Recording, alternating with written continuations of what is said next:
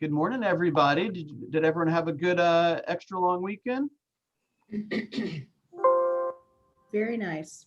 Okay, beautiful, beautiful. Who wants to share some good news?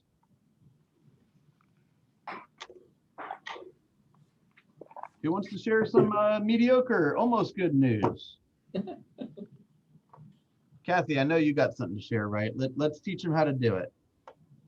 The good news is that I actually prepared a PowerPoint last night. And so when I do my presentation, you'll get more out of it. How about that? I love that. I love that. All right. So let's do a tiny bit of housekeeping, and then I'm going to turn over the call to Kathy. I want to remind you guys that tomorrow from 10 to 11, my coach, her name is Deb Jolly, or one of my coaches, I guess you would say, Deb Jolly with KW Maps is going to be joining us from 10 o'clock to 11 o'clock. I know it is in the middle of lead generation, and I also know it's Ignite. Maybe this is the day where you shift your lead generation for an hour towards something in the evening.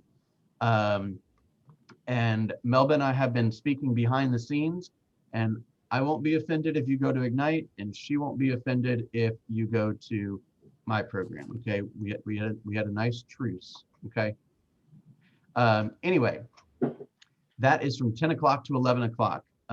Remember what we said? Our market center pays $1,250 for me to talk to her 2 hours every month. Okay, she is like over $10 a minute to speak to, and she's going to give us an hour, I think, for free. At least I'm not getting the bill. Okay, just kidding, it's free. Okay, so please. Bill. Yes, ma'am. Where, which Good question. Zoom? It's gonna be right here, right here. Okay, Right here. great. Same link as normal. Good question. Thanks for asking that. I should have said that. So that's going to be Deb Jolly from 10 o'clock to 11 o'clock tomorrow morning. Okay. And don't forget, we're also going to be doing, just like we did the seller listing appointment kind of workshop last Wednesday, I think it was. The video, by the way, is on YouTube. We're going to be doing a similar one for buyers this Friday from 12 to 1:30, just in time for you to hop over to 3612.3 if you would like. Okay, I have 9 slots left.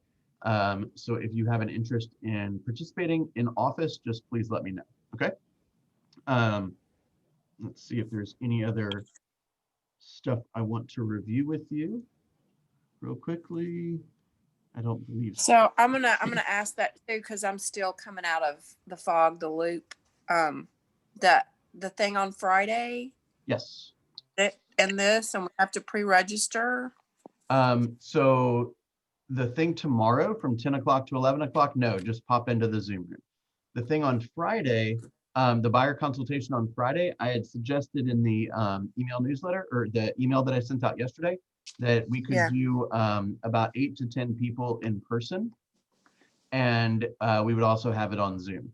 So if you'd like to be there in person, you're more than welcome to. I just wanted to make sure that we didn't end up having like 25 people in person. So I just requested that if you want to do it in person, just send me a message privately so that I can keep tally of everyone that I should expect in person.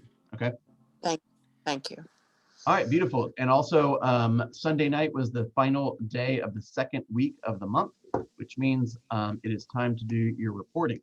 So please take a moment to update your numbers for any of the first 2 weeks that you might be lacking. And remember, it is the 19th, so we should basically be about 2/3 of the way towards our goals. So last week we talked about the 15th of the month protocol and encouraging you to take some additional activity and put it into your calendar so that you don't just acknowledge the fact that you may not be on track, but you actually do something about it too.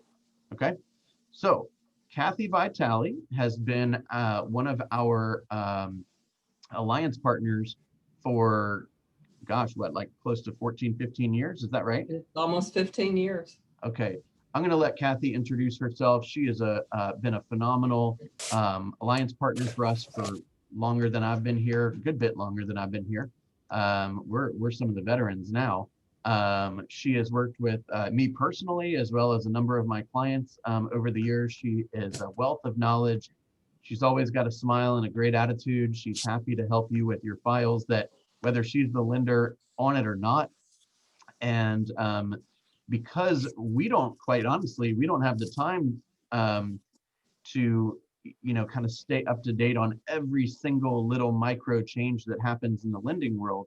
It's great to have somebody who is committed to doing that. So Kathy Vitale with Shelter Mortgage, take it away. Thank you, Bill. Good morning, everyone. So as we stated, I've been the alliance partner here for 14 years. I'm going to go ahead and let's see if we can share the screen.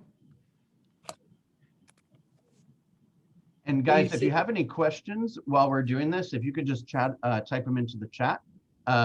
Kathy can stay with us a little beyond 9 if need be. And of course, we're recording this so that it'll be on YouTube probably later in the day. Okay. Bill, did that share? Can you see it? It did. Okay.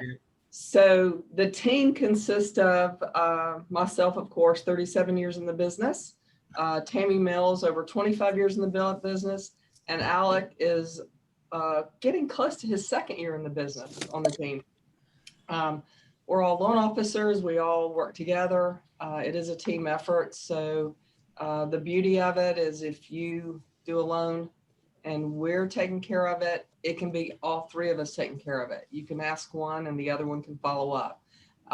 So we're here for you. And like Bill said, even if it's not our loan, we want to be your mortgage expert, your client's mortgage expert. So you can always reach out to us, even if we're not doing the loan. We've all got cells. We all work the hours you work. We're not bankers, don't have bankers hours. So just know that we're on cell. If you need us in the afternoon or weekends, we're there and available. What Bill asked me to do today is go over the closing disclosure. And as I started thinking about this yesterday, I'm like, you really need the backdrop of why we even have a closing disclosure. So the first thing we want to talk about is what is TRID. TRID is the Truth in Lending Act that causes us to have a closing disclosure, a loan estimate and closing disclosure. We have to give the client, our buyer, the right to know what fees they are charged to get that rate. So when you get an interest rate quoted, there's an APR, an annual percentage rate. TRID makes us disclose the fact that those costs are attached to the rate. You can see, I mean, people will call and they'll go, okay, well, I want that 2.3 rate that I saw on the internet. And I'm like, that's fine. We can give you that. Do you really want the costs associated with it? So when we're talking to a client, we're talking to them about, yes, you can get that rate, but this is the cost associated. And that's what the Truth in Lending disclosure originally was set for back in the day. And it's really sad to think through, but back, in the 80s and 90s, people would get a loan and they may have like a rate, let's say of 4%, but the APR was like 12 or 13%, where the lender was charging them origination fees and discount points to get that rate that they never recuperate because of the cost at closing. So it's all attached. A closing disclosure, it's a 5-page document that discloses all the details of the mortgage, of the purchase or refinance transaction. The closing disclosure has to be out 3 days prior to closing, and it has to be e-signed through or signed, wet signature within 7 days. If that doesn't happen, your loan, your purchase is not going to close. So as the listing agent or the buyer's agent, you should be very in tune with the lender on that transaction and if they've had that closing disclosure signed, because if they haven't in that 3-day period, you can't close. Can I waive the 3-day? We get that all the time. If something happens, the only thing that I've ever seen, I haven't done it, but the only thing that I've ever seen that would actually allow that 3-day to be waived is if a person was going in foreclosure. So if that seller was about to go in foreclosure and we were able to prove that, and we needed to waive the 3-day, that supposedly, and again, I haven't done it, should allow it to be waived. Other than that, I don't think there's any way to waive it. They have to provide it. It's the details. It's not the final details. It doesn't mean that they're finally approved either. That's a myth that a lot of people think. when they get that closing disclosure, oh, we're going to close, we're done. That doesn't mean clear to close. That doesn't mean that all the conditions are in hand. It just means that the lender has disclosed their fees. It's an estimate still with the attorney. It could change, but it's very, very close. The APR can't change, the fees that are attached to the rate. And that's a whole nother discussion and a whole nother class. Clear to close means clear to close. So with the lender, the closing disclosure is done, but you still need clear to close. You've got to have a situation where the underwriter has reviewed all the documents and said, with everything in hand, we are clear to close. You want to avoid any changes that could cause the lender fees to change. And normally that's going to be a situation, let's say that for something, another debt came up. Let's say a borrower had another debt came up that, they didn't disclose or forgot to disclose, that they had just bought a new car, traded cars in, ratios don't work. We're now going to have to buy the rate down. The buyer's going to have to buy the rate down to qualify. That could change the APR enough to redisclose. So the closing disclosure signed, if there's changes to the APR enough, more than 10%, then it would have to be redisclosed. So keep that in mind also. The prepared documents that the attorneys send us, a lot of times as lenders, we're not getting the final numbers from the attorney. So our estimates are very close and the closing disclosures are very close because we do a lot of the research up front ourselves. Not every lender's that way, but it shouldn't fluctuate much. Closing costs are outlined in a loan estimate as well. That's up front. So when your borrower actually pre-qualifies, then pre-approves, gets a binding contract, they're going to have to sign a loan estimate up front. The loan estimate will have all the fees in it. This should almost match to the penny the closing disclosure at the end. What days count? Federal holidays don't count for the 3 days. Sundays don't count for the 3 days. So be very careful when you're looking at when that 3 day, because yesterday would not have counted toward the closing disclosure days. So you have to add a day sometimes when that's the situation. Looking at the 3 days, this is a little cheat sheet chart that kind of tells you, again, if there's not a holiday involved, on what day to start looking for the closing date and what day the closing disclosure has to be signed. And they've got until midnight to do that. So just know that if you're the agent involved in the closing disclosure, you can't confirm it's signed, that you do have till midnight to try to help to get that done with your buyers. And sometimes lenders, especially the internet lenders, just know that they're not going to send the closing disclosure out until they're so far along in approval. They're not going to need clear to close, but some lenders want clear to close before they send it out. So be careful that your buyers know what their lender's expectations are on that. Again, this chart just kind of gives you a good idea of what days it needs to, if your closing is on a Thursday, you got to have it by Monday. Again, if there's no legal holidays in the middle. So what does the closing disclosure look like? It's going to have an oversheet. So this is, if everyone can see that, I've kind of marked out the person's name and the address. This is a real closing from with O'Kelly and Sorahan. So they're going to have the closing cover sheet. And then the first page, here we go. It's going to have the sales price. It's going to have the loan amount. Kathy, are you able to make that just a little bit bigger by chance? Let's see. How about that? Yeah, that's better. Even a little bit more if you could. Okay, let's see if I can do that. Previous slide, full screen. Can I ask a question while you're doing that? Sure. What is the difference between the underwriter and the lender? Say it again. What's the difference Like, between are the you- underwriter and Okay. the lender? Okay, so you have through the process, when someone's applying for a loan, you got the upfront person, which is the loan officer, that's us. And then from the loan officer, it's going to go to their team. The team will be a setup person, usually a junior processor, ordering title, ordering appraisal, getting the file set up properly. Then it's going to go to a processor. A A processor is someone that's going to organize that file for a review of an underwriter. The underwriting system that we use, that every lender uses, is an automated system. So we've got their credit in there, their income in there, all the data about the property. We run that system. It tells the underwriter what to get: pay stubs, W-2s, verification of rent, whatever we need. Then there's the underwriter. The underwriter is someone that's certified to actually look at all the documents, and they have to cross T's, dot I's. They have to look at and read everything to say, you know what, I do, per the automated underwriting system that we've ran, I do have all the documents to back that up. I've got the appraisal in, I've got the title in. They're the ones that actually review it for underwriting conditions, and then of course, final clear to close. Did that? Thank you. Okay. That helps. Bill, I don't know how to It's okay. get It's this okay, I any guess. larger. Can you not read it? I can. If you grab one of those corners, the bubbles on the corner, you should be able to drag it and make it a little bit bigger, I think. There you go, Greta. Getting better by the day on technology. Let's see.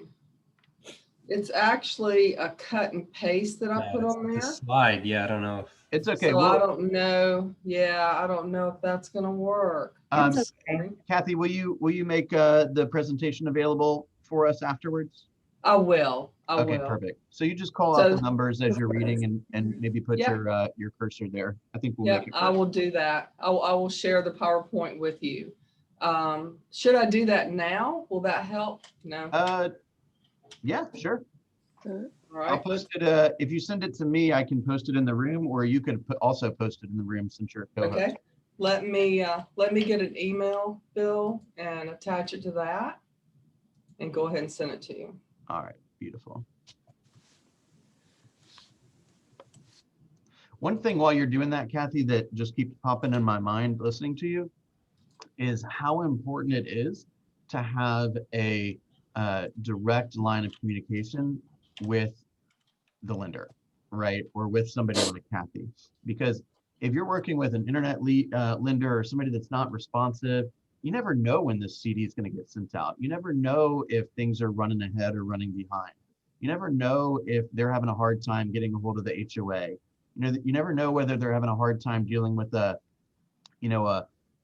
budget style, attorney that is super cheap, and that's why they picked them. And meanwhile, you think everything is good and you're working on, already spending your commission check. And the next thing you know is the lender's not ready and they're not going to cut the check and you're kind of screwed. So I can't tell you guys how important it is to have a relationship with somebody, even more so in office, that is there to make sure that your client gets what they want and that you get paid and everyone wins. Yeah, and what you want to do on these closing disclosures, don't wait until that third day. 2 to 3 days before, minimum 2 to 3 days. If you haven't heard from the lender that everything's on track, you need to be reaching out 2 to 3 days before and say, I want to make sure that by Thursday or whatever the date is, you guys are ready to execute the closing disclosure. We initiated at Shelter probably about 3 months ago, a system it's our robot system to send them out. So up front, again, we take enough time to pull the real tax bill, put in the real numbers to the best of our knowledge per the contract, and we let the robots send it out. We're actually reaching out to the client to say, here it comes, it's still an estimate, because again, most of the time the attorneys are not giving us final numbers until usually a day or two before closing. So we're actually trying to get these signed 5 or 6 or 7 days prior to closing. And that's what you'll want to ask that lender. When do you do the closing disclosure? Do you have to wait to clear to close? What's your process and follow up? Are you going to be letting me know when it's done? You'll want to have those conversations. Very, very important. Right. If your buyer's dragging along some lender that doesn't know what they're doing or doesn't like to respond to your inquiries, guys, it's not going to get any better as the file starts. So looking at this, and again, I apologize if you can't see it, Bill, I sent the PowerPoint to you. Right. I actually just took a real closing disclosure. So this is what it's really going to look like. And it's a purchase price of $715, loan amount of $548,250. Why the $548,250? That's the conforming loan amount max for 2021. So they didn't want to do a jumbo loan, so put enough down for that. It's going to have the interest rate. It's going to have the principal and interest. It's going to break down and let them know there's no prepayment penalty, no balloon note.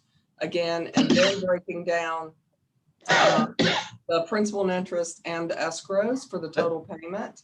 Let's just do Breaking a the escrows. Go ahead. let's just do a tiny bit of defining a couple of those terms that you said. So Okay. a prepayment penalty would be, I don't think there's any loans left with that, but that would be if you pay the loan off, for example, if you were to sell and you pay the loan off prior to a certain time period. In the olden days, they would send you they would charge for that, meaning it would essentially allow them to collect enough interest on the loan for it to have made sense in the first place. Now you can take the loan The out. only loans that I'm seeing right now with prepayment penalties are some of the bridge loans and some of the equity lines. Okay. So Yeah, on your standard purchase loans, you're Yeah. not seeing that anymore. Right. The prepayment penalty would be basically a financial penalty for paying off the loan early, or earlier than the bank wanted you to. And a balloon Correct. payment would be, hey, at some point in the future, you need to make a much larger payment beyond what the monthly expense would be. Right, correct. That is correct. So no prepayment penalty. A balloon, if they're doing an adjustable rate, which some people still are doing it could have a balloon cap that says in 5 years, this mortgage is going to balloon and you're going to have a situation where you're going to have to be dealing with maybe a changing rate. So maybe they have a 5-year arm, it balloons, and then it starts to change to a 1-year arm. And those are still out there. And It actually, one more, Kathy. What's a jumbo loan? a jumbo loan is any loan amount right now in our market above a loan amount borrowing above $548,250 this year. So if they borrow $548,251, they're jumbo, which would be stupid to do, but that's a jumbo loan. Why would it be stupid to do? Is the rate? Well, the jumbo guidelines are much harsher to go through, much more stringent. The rates are about the same, but it is probably the most painful process for a buyer to go through. I mean, conventional and FHA, all the other loans, yes, they have to, go through all the criteria and go through underwriting and look at everything, but they're looking at everything doubly close, adding guidelines. Jumbos are just a harder loan to get. Okay. So let me add to that real fast. The idea is that borrowing a certain amount of money, it becomes a higher risk. And so the lender will Correct. put them through more research and analysis. Now, what Kathy was referring to as being stupid would be if somebody were to borrow $548,260 or something. At that point, you may as well just put $10 more down and get a regular loan. So Correct. you see what I'm saying? So it's not that a jumbo is stupid. It's just that going $1, $10 into jumbo territory doesn't make sense. Yeah. And this is a full discussion that we have with clients. I mean, we do have clients say, you know what, I want to just go ahead and go jumbo, and there's reasons to do that. So again, and I shouldn't have said stupid, but yeah, $1, $10 over would be pretty stupid to do. But it in the light of consultation with someone, you're looking at the fact, what money do they have? What is their short and long-term goals on the house? And we do a consultation to decide what loan amount and what program is best for them. But this one, again, he could have done jumbo, but once we looked at the time frame, which is jumbo takes a little bit longer. We can do them in 30 days, close them in 30 days, but it's a very stringent process to do. Everything has to go perfectly. So again, he chose to not take a chance because it was the less than 30 days closing and said, we'll just put enough down to go conforming. So if you look at the bottom, it actually breaks down, if you can see it, it breaks down the total closing costs, prepaids and escrows. For this gentleman, it was $12,598.92. and his cash to close, 171,798.76. So the overview sheet gives all those details. The things that are marked out is the seller's name and the buyer's name and address, the lender, the property address, their file number. The next sheet actually is an overview of their costs. And again, I'm sorry if you can't read it. We at Shelter are a no origination fee, no discount company. Some lenders like Quicken Loans quote rates, really low rates, but with 1% origination fee. We don't. If they want to buy down the rate, they can. And again, buying down the rate with an origination fee or discount point is them paying interest now to buy the rate down permanently. Our fees, our processing and underwriting fees, are standard fees. They're quoted on this. Any lender fees would be in that first section. Then you start with the fees that have to make the loan work. So you've got the appraisal, credit report. We always have to check to see if it's in a flood zone, the tax service fee. Then you start getting into fees that are necessary that the attorney will start adding to it. So this one had to have a POA because the gentleman didn't want to fly down to Atlanta. A power of attorney. So one of the attorneys actually on this one, because they didn't have a family member here, Kern actually closed the loan while Nikki represented him at closing and signed his names for him as the closing power of attorney. And we can do that. Power of attorney is something that people do use, especially now because of the pandemic. And the criteria again is normally it's a family member. It can be an attorney. It can't be the closing attorney, but it can be another attorney at that office. And we, of course, make arrangements for that. The other way to do this, if we didn't do the power of attorney, would be a mail away. We could have mailed the package, actually sent it through the, it'd be the internet package to them. They'd have to get a title company up there actually to certify everything and have the closing. But that would have been an option too. I just But make sure put you in know that. I just put in the announcements page, the packet. If you want to get a closer look at some of these numbers. Okay. The other fees start breaking down the numbers that the attorney has to charge or will charge, paying all the Georgia state fees, setting up escrow accounts, getting through all the financial costs that the buyer is going to concur, and then the seller's cost. Kathy, can you go into a bit more detail on what is considered closing cost? And if you could obviously segment that into what kind of truly is closing cost and what is considered escrows, and kind of walk people through that. They've got a lot of new folks on the line today. Sure. As you look at these sections, the first section is, if you can see it, the first section are the lender fees.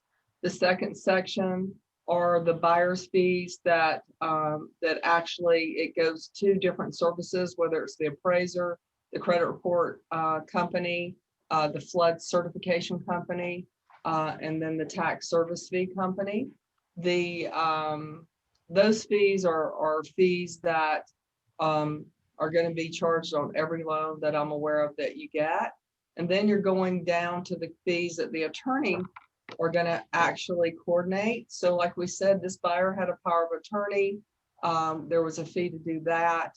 The post-closing fees, the attorney fees were the settlement fees, looking at the title examination and the title insurance. So all of those fees again are going through the attorney. And then again, the attorney's coordinating to make sure that everything's getting recorded in the next section. And all the Georgia state fees apply, and they're going to the state of Georgia. And then we get into prepaid. So in prepaids, the homeowner's insurance on every transaction that has a mortgage has to be paid 1 year in advance. And then if they're escrowing, around 3 months are always escrowed. The tax bill escrow, it really depends on the month that they close, of course, how much the tax bill is, and then that's going to be set up also. And what happens is they look at the month that they close, and mortgages are in arrears. So if they're closing in February. They're not going to have a payment in March. It's going to start in April. So the computer actually is going to generate numbers around when is the tax bill due? Does this county tax bill due in October, November? And it calculates enough to put in escrow the monthly payments that they have, the amount due at closing, so that when that tax bill is due in October, November, there's enough in there to pay it.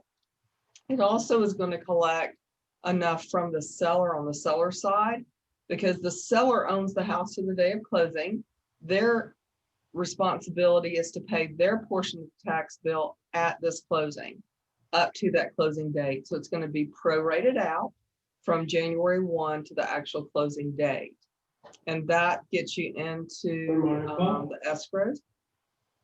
The other fees, like I said, go into the HOA, the real estate commission, which is on the seller side, owner's title, if you can see those numbers.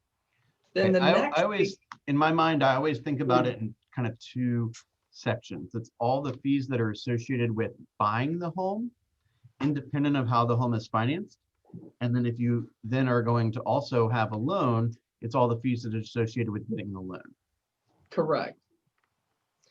Then the next sheet is actually the overview, and it's hard for me to read it actually right now. So you've got the total closing cost at the top versus the estimate, the loan estimate versus the final fees. And there's a tolerance of about 10% for attorneys and for lenders. So let's say that the appraisal fee was a little bit higher, the credit report fee is a little bit lower, the attorney, something was different. It's going to disclose it in this first section. And then the next section, it's actually going to break down the purchase contract. So it's going to take on the left side, the buyer's numbers, the right side, the seller numbers. It's going to have the sales price of the property, the closing costs that were on the sheet before rolling over to this page, minus the sales price and the loan amount. And then it's going to have, this is the credit. This next section is giving the buyer the credit from the seller toward the taxes that we talked about earlier, and the HOA dues, because again, the seller has owned the house until this closing. So that's giving the credit.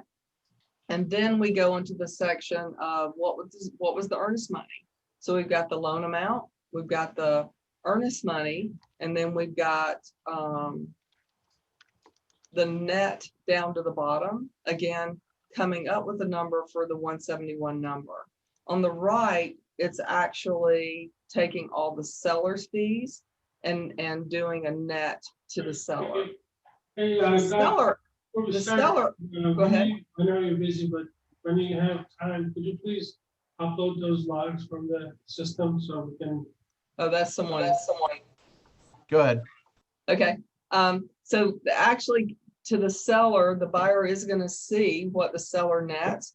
The seller is going to get another document. It's a seller settlement document that breaks everything a little bit more thorough and more detail for them.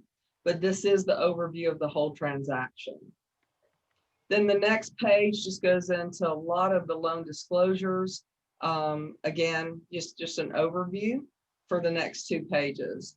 So it, and it tells who the lender was, the real estate agents, the transaction, who the settlement agent was, O'Kelly and Sorahan.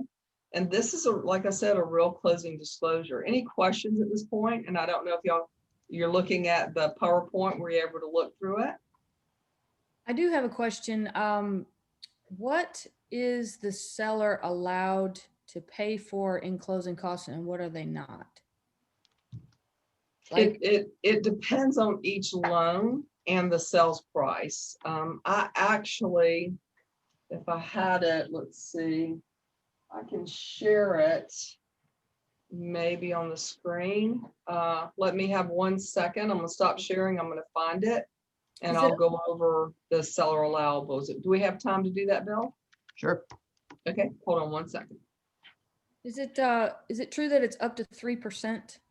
The seller It depends on the loan. Yeah, it depends on it. the loan. Okay. It's actually a little complicated. Oh, Yeah, I'm about to share it with you. Hold on one second. Kathy, maybe I'll bring you back tomorrow because this is the most people I think we've ever had on a call. And this is the most faces I've ever seen on a call. This is awesome. That's awesome. Well, I did talk to Bill and Alec, and Tammy and I are wanting to be more involved in the coaching program, and we're going to offer more classes.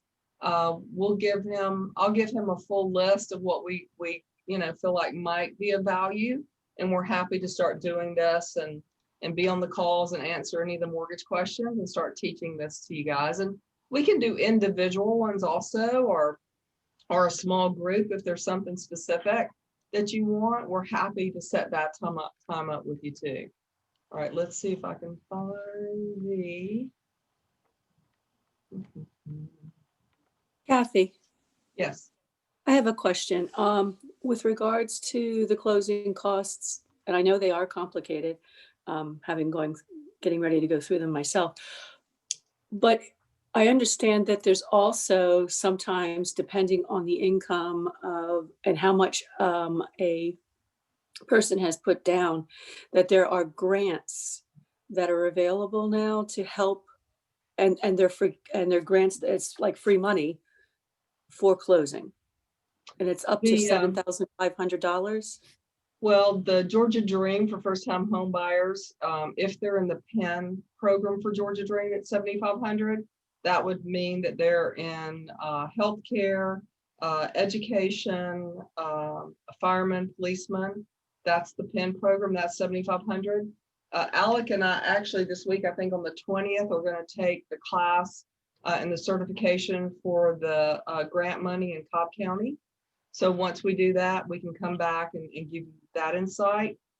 We DeKalb has a first-time home buyer program also. We're going to get certified in that.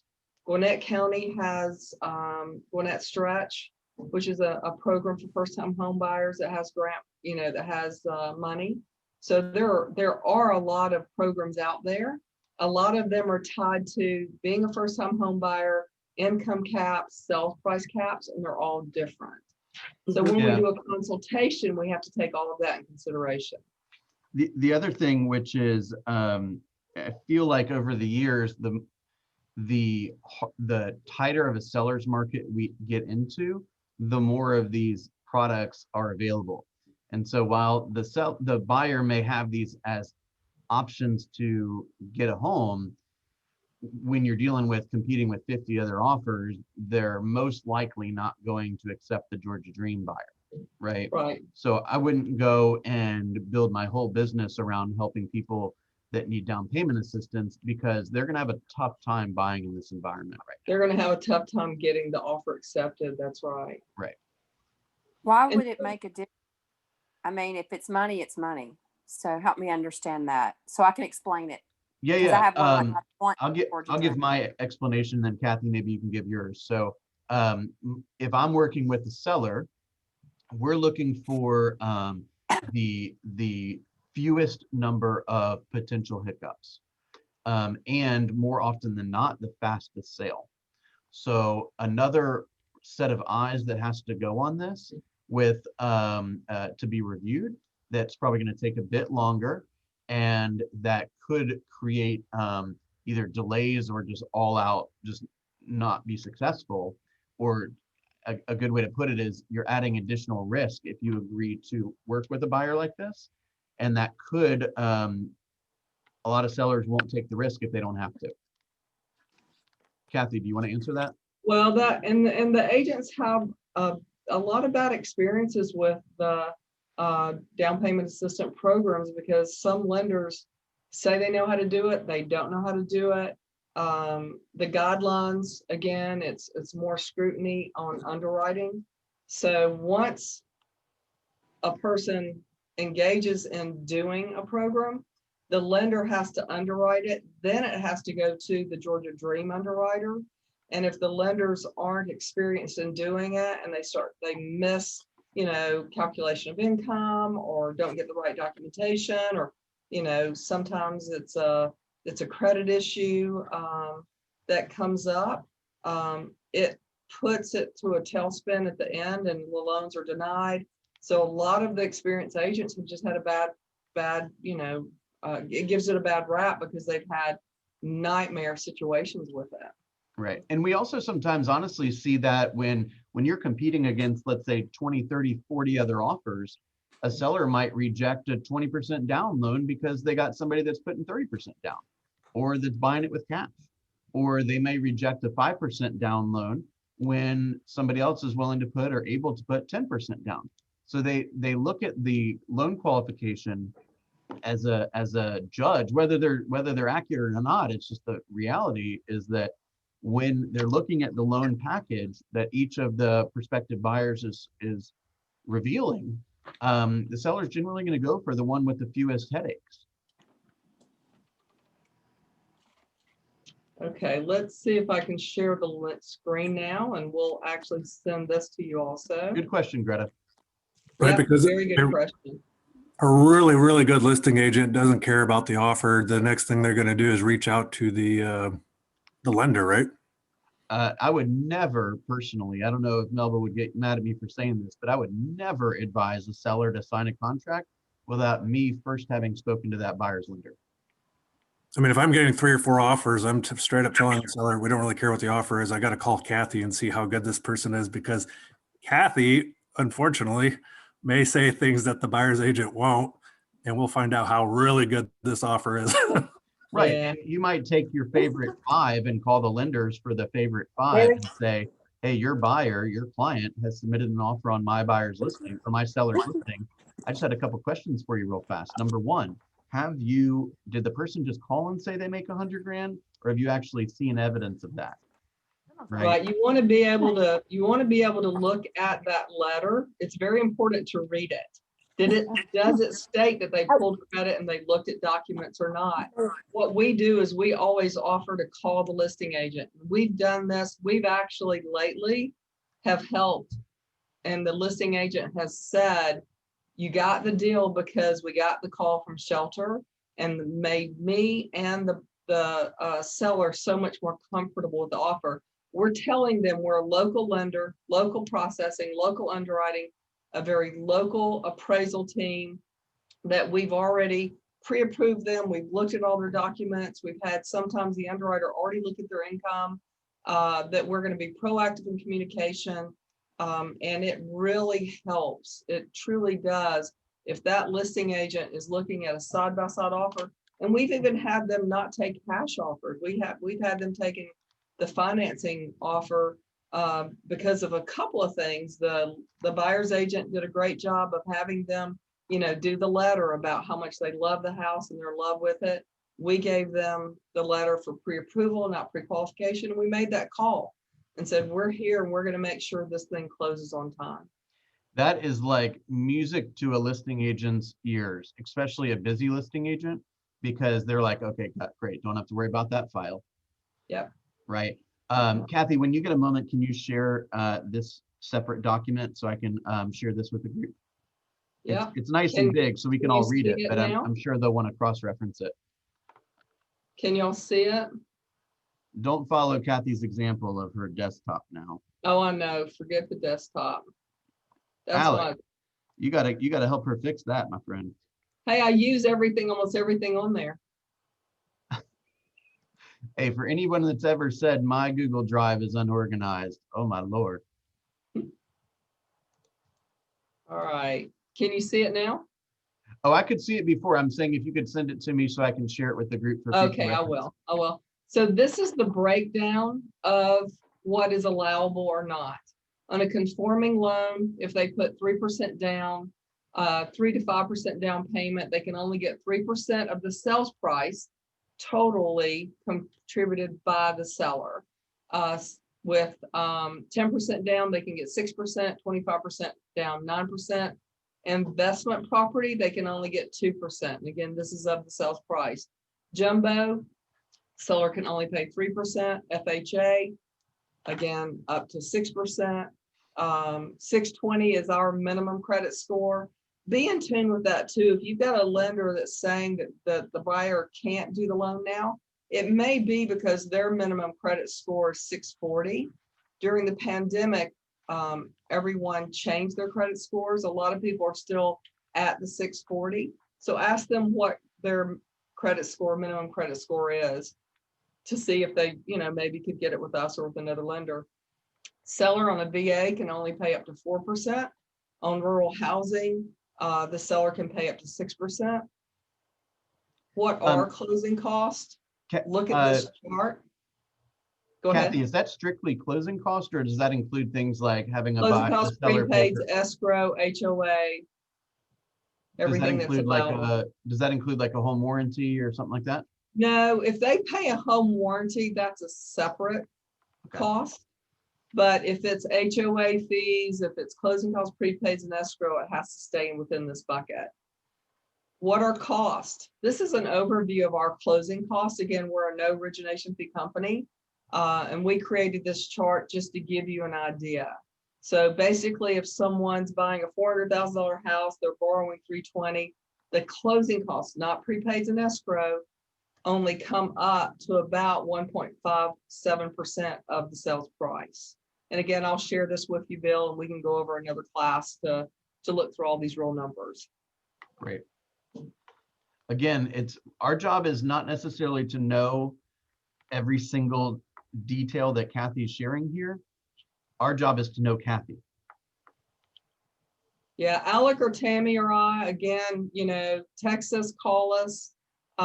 We're here and working when you are. If one of us can't help, we'll get the other one to back us up and try to help make sure you have all the numbers that you need and all the insight on the programs to make sure that your buyers, putting in an offer that's a solid offer. Awesome. What quick- questions do we have? By the way, quick I know que- we're running over that. We're recording this. You can watch it later if you have to leave a little early. No sweat. Who has a question?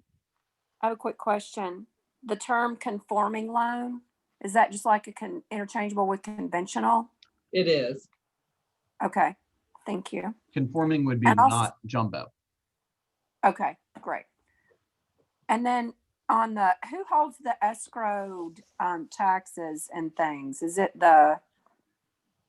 who's responsible for that, handling those things? Who's responsible in what sense? Like making the payments I've never escrowed. I've always held my own taxes. I've never put it in with my loan amount because it's my money and I like to hold it. But I know most people do. And who actually handles all that? The servicing company. So whoever they're paying their payments to, they're holding that money. And it's in an account that's not an interest-bearing account. And it is going to be dispersed as needed, as things are due. So if they close in February, then a year from now, the homeowner's insurance is going to have to be renewed. Taxes are due in October or November, so they're going to take that out in September. Just be sure to tell your buyers that if they get a past due tax notice or insurance notice, don't assume that the lender got that out. They're going to have to do their own due diligence to call the lender to make sure. It should go out without a concern, but sometimes things do happen. And they don't get that. So don't ignore those notices. I've had people, have situations in the past where they're getting notices, they're not even opening them from the lender. They need to open every piece of mail from the lender when they buy a house. Yep.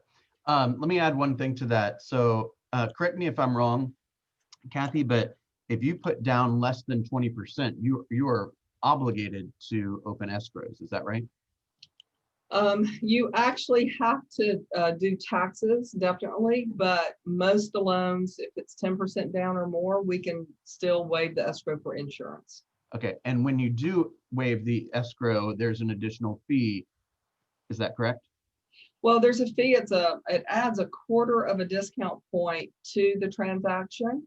Depending on how we structure the rate will depend on if we have to charge that to the client or if we can absorb it ourselves in the cost. The idea there is that there's one more conversation that needs to be had. And the reason why it needs to be had is if the lender is going to allow the buyer to retain their own escrow for those fees, then that's considered a bigger risk. And therefore the lender is going to charge for that risk. Correct. Okay, what other questions do we have, guys? I have two. First, If we can jump to prepayment penalty, is there a certain amount? Like, is it like 1% if they do decide to pay off the loan early? What's the dollar amount that they would be, paying off the loan early? So as we stated earlier, right now, there are no mortgages that I'm aware of that have a prepayment penalty unless it's an equity loan or a bridge loan. And every company, every bank, or every credit union, they have their own rules on those.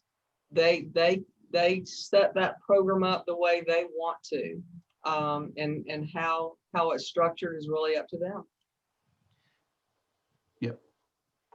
Okay. All the more reason to And then work my with a next reputable question lender that's going to be clear with those fees and costs. Yeah, if you've got a client that's doing the bridge loan, and we can do that as another class bill to talk through that. That's crazy. There we go. You there? Yep. Yeah. Ebony, okay, go ahead. One more. So with the tax bill, is it a minimum 3 months that you put in escrow, or is it just pretty much prorated on both ends? So the I homeowner's missed insurance, that. the homeowner's insurance is 1 year in advance plus 3 months of escrow. The tax bill depends on when the county bill is due and what the closing date is on what the seller and the buyer have to contribute. It's usually an average for the buyer of about 4 months that they have to put in escrow for taxes. It depends on when the closing is in relationship to when the tax bill is due. Correct. Greta, I think you had a question. Is that right? in Georgia, the tax bill, is it due? I thought it was July. Is it October? Is it? Depends on the county. It's from Okay. county to county. We're Okay. going to share this morning in the team meeting the homestead exemption flyer again. We can actually co-brand it. So I want to mention that to everyone. Even if you don't have a client that you've worked with that you close to send it to, we can co-brand this for you to send out to your entire database, all your friends, all your family, to remind them to file homestead exemption before April. Every county's different on the websites and how they do it, but it would be a good touch for your group, Bill, to send that out to their database and post it on Absolutely. Facebook. And we can customize, like I said, co-branded for you. You just reach out to us and Alec can set that up. We have a lot of other flyers too that we can co-brand, and we can do a class on that too. Beautiful. This is like, 15 years worth of learning that we jammed into, what would this be, nearly an hour. So if there's more questions that you have as you're reviewing the PowerPoint that I sent out, Kathy's available, and many of those questions I could probably answer. So if you want to pop them into the chat, I can help with that too. And I'm going to make a suggestion, and I talked to Bill about this morning. If I would have sent that out last night and you could have printed it out, that would have been the perfect world for you to make your own notes. If you haven't already started it, you need a notebook. You need to take a contract. You need to take every financing contingency. You need to take this so that you have your own notes to refer back to. You're starting your own business, and you need to have your Bible for your business on how to run it, because you're going to have a transaction. You're not going to have one. It's going to be, time's going to be delayed. You're going to forget. Start making your notes and start making a booklet that you can refer to on everything you're learning right now. Just a suggestion.